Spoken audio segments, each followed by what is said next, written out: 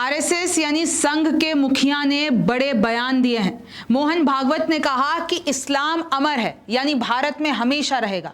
मुस्लिमों को नौकरी दो, 3 बच्चे पैदा करो। ये भी बोला है कि बीजेपी और आरएसएस अलग हैं, हमारे में मतभेद हो सकते हैं, मनभेद नहीं।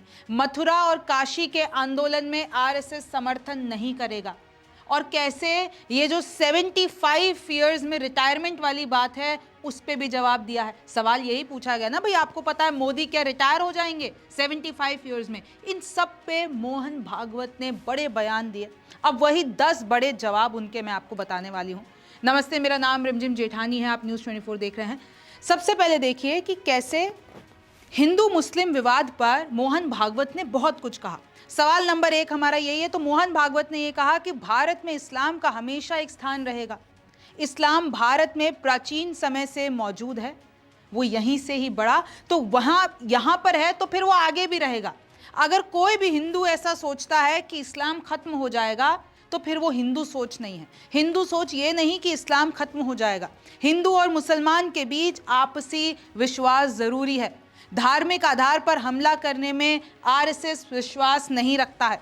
हिंदू और मुसलमान मूल रूप से एक जैसे ही हैं, यानी दोनों एक ही हैं। फिर आगे देखिए कैसे उन्होंने कहा कि भाई दोनों एक ही है, सिर्फ पूजा करने का तरीका ही तो अलग है। तो इसमें हम लोगों को एक साथ रहना होगा। और आप बात करते हैं कि भाई हिंदू मुसलमान एकजुट हो, भाई हम ऑलरेडी हैं, ये एकजुट का मुद्दा उठाने की जरूरत नहीं है, हम पहले से ही एक हैं। फिर देखिए कैसे सड़कों या कस्बों का नाम आक्रमणकारियों के नाम पर नहीं हो सकता। आपको पता है ना कि कितने विवाद होते हैं कि इस सड़क का नाम बदल दो, इस जगह का नाम बदल दो। तो उस पर मोहन भागवत ने कहा कि ठीक है, सड़कों और कस्बों का नाम आक्रमणकारियों पे नहीं हो सकता है, मुस्लिम नाम हो सकता है। और जैसे हमने अब्दुल कलाम से प्रेरणा ली, एपीजे अब्दुल कलाम, अब्दुल हमीद से ली, ये सब हमारे प्रेरणा, इन पे रखिए नाम।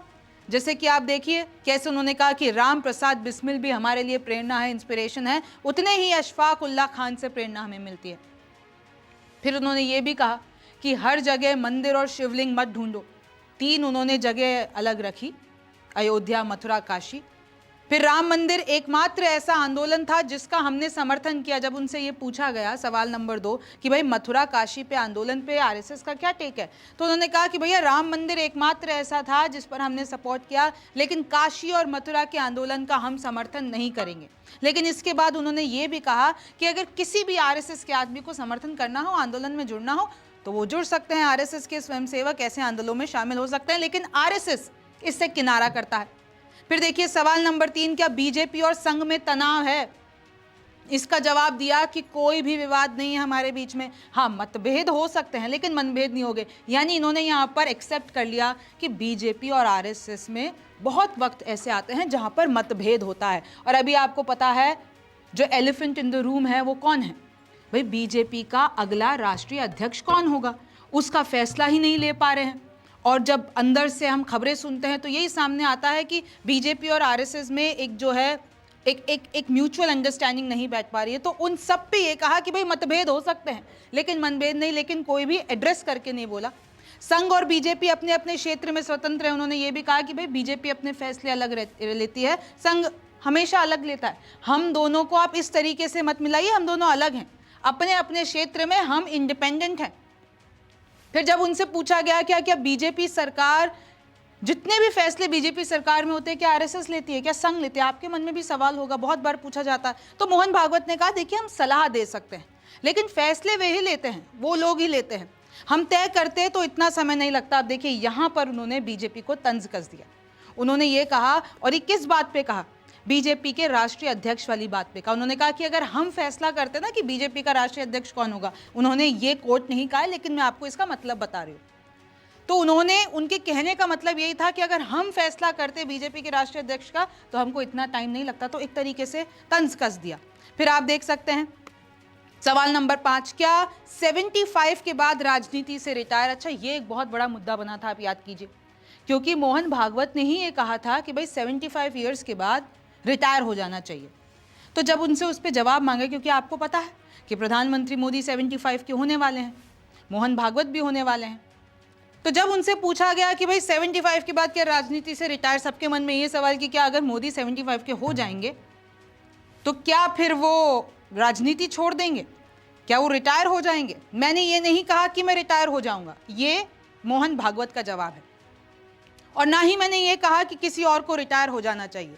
फिर उन्होंने डिफेंड होके ये कहा कि मैं 80 की उम्र में भी शाखा लगाऊंगा, संघ जो कहेगा जब कहेगा वो करेंगे, संघ के हिसाब से चलेंगे। मैंने तो मोरोपंत जी के विचार रखे थे। जब उन्होंने ये बात कही थी तो उन्होंने सफाई दी कि भाई मैं तो मोरोपंत जी के विचार रख रहा था, लेकिन मैंने किसी को किसी भी तरीके से ऐसा नहीं कहा था।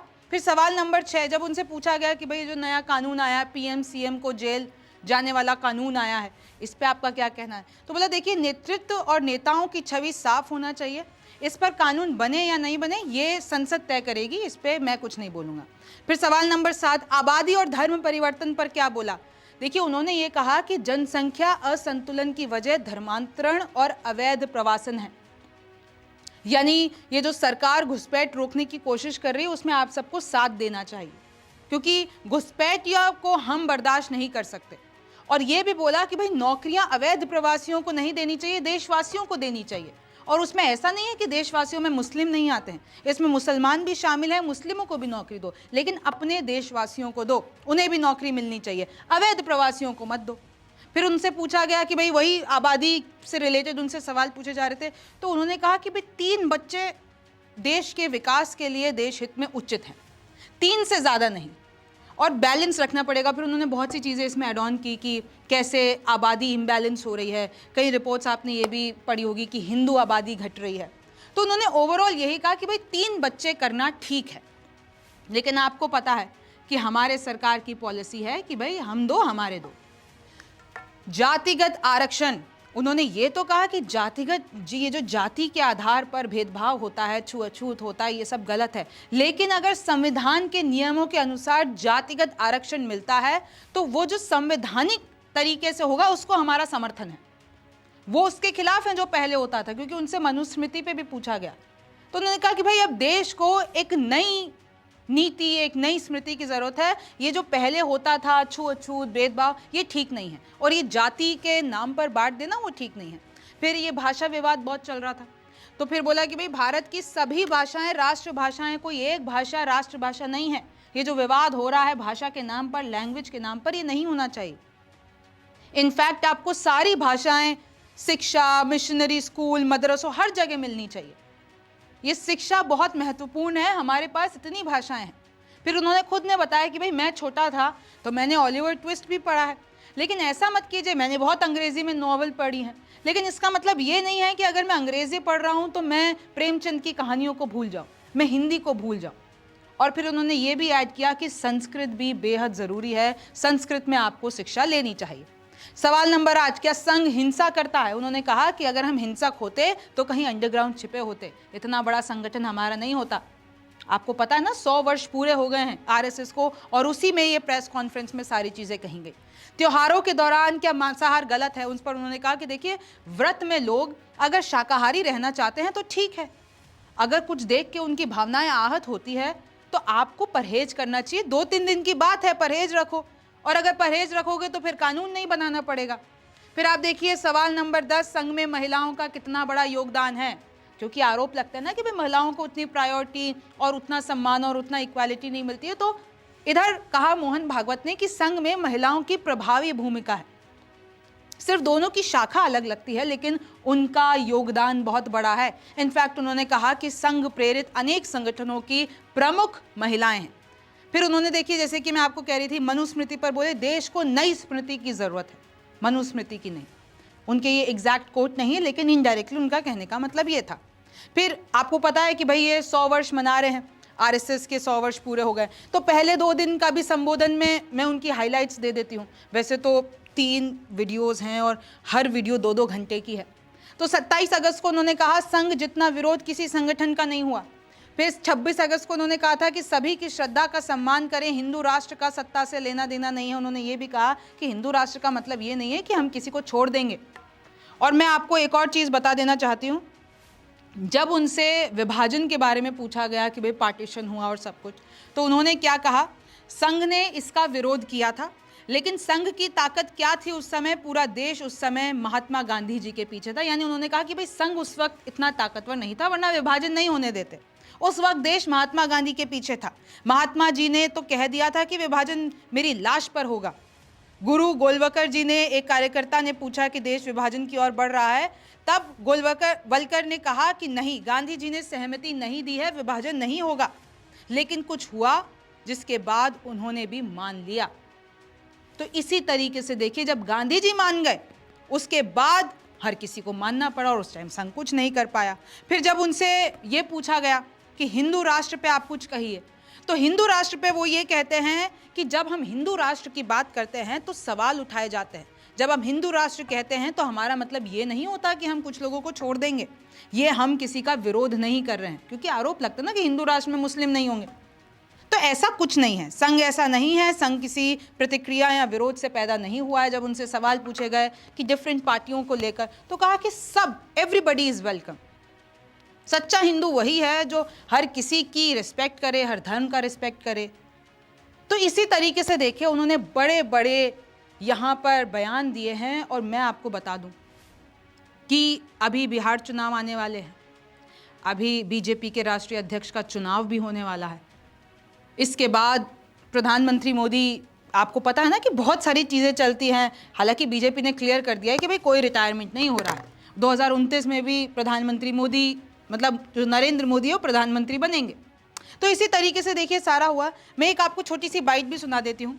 आप न्यूज़ 24 देख रहे थे। मेरा नाम रिमझिम जेठानी है। आपसे फिर मुलाकात होगी। क्या बदला है? क्यों पूजा बदली है और क्या बदला है? लेकिन जो डर भर दिया गया कि भाई ये लोग रहेंगे तो क्या होगा बता नहीं सकते। हाँ, इतनी लड़ाई हुई, इतने अत्याचार हुए, इतने कत्लेआम हुए, देश भी टूटा, सावधान रहो। एक तरफ ये, दूसरी तरफ अरे भाई ये हिंदुओं के साथ जाएंगे तो तुम्हारा इस्लाम चला जाएगा, तुम अलग हो, अलग रहो, अलग मांगो, नहीं तो तुम्हारी कोई आइडेंटिटी नहीं है।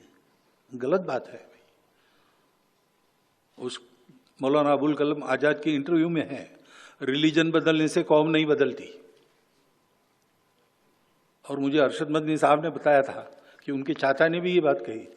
तो हमारे आइडेंटिटी तो एक ही है, हम हिंदू है, हम भारतीय है, हम हिंदवी है, जो भी आपको कहना है, वो एक आइडेंटिटी है। वो हमारी संस्कृति को, मातृभूमि को और पूर्वजों को, परंपरा को बताती है। ये जब भूल जाते हैं तब 70 वर्ष के बाद भी इस अविश्वास के कारण, एक तरफ अविश्वास है हिंदुओं में उनकी दुर्बलता के कारण, उनको ये कॉन्फिडेंस नहीं है कि ठीक है भाई है मुसलमान लोग, लेकिन अपने ये क्या पूजा बदली ना, हमारी संस्कृति में तो जाकी रहे भावना जैसी, प्रभु मुहूर्त दिन देखी तैसी, तो हम अब संगठित है अब साथ चलाएंगे, साथ चलेंगे। और उधर कॉन्फिडेंस नहीं है, इनके साथ चलेंगे तो हमारा इस्लाम बचेगा कि नहीं बचेगा, क्योंकि स्पिरिचुअलिटी भूल गए, अपनी शक्ति को भूल गए।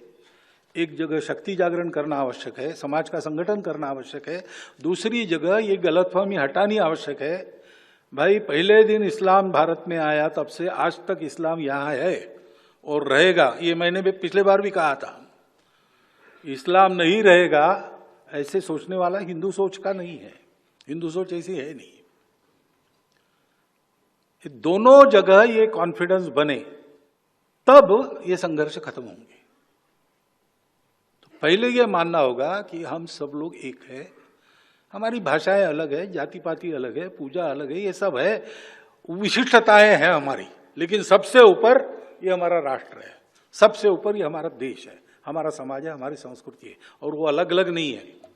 We are not a federation of communities और societies, we are one people, we the people. नमस्कार, मैं हूं मानक गुप्ता। अगर आपको हमारा ये वीडियो पसंद आया हो तो इसे लाइक और शेयर जरूर करें, और हां, हमें सब्सक्राइब और फॉलो करना ना भूलें ताकि आप देश और दुनिया की कोई खबर मिस ना करें। तो जुड़े रहिए हमारे साथ और देखते रहिए न्यूज़ 24।